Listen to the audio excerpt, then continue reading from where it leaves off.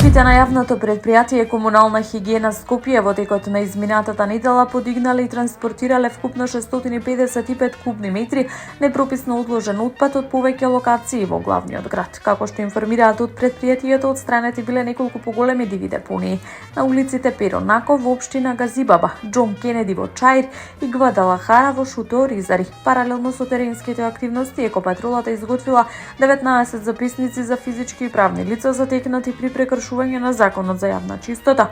Најголем број од нив, по 6, биле евидентирани во општините Чаир и Карпош.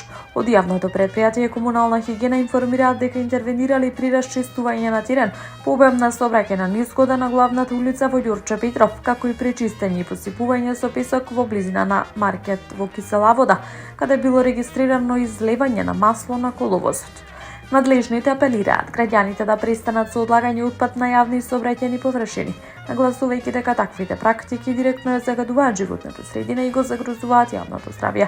Потсетуваат дека мешаниот комунален отпад треба да се фрла исклучиво во наменските садови, а кабастиот отпад може бесплатно да се одложи во Центарот за селекција во Карпош секој ден од 7 до 19 часот.